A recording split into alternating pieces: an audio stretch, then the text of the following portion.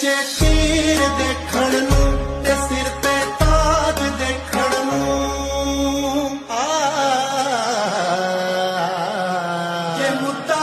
ਹੋਂਦ ਦਾ ਹੋਇਆ ਤਾਂ ਤੀਰਾਂ ਵਾਂਗ ਟਕਰਾਂਗੇ ਅਸੀਂ ਬੈਠੇ ਨਹੀਂ ਹਾਂ ਸਿਰ ਤੇ ਉੜਦੇ ਬਾਜ਼ ਦੇਖਣ ਨੂੰ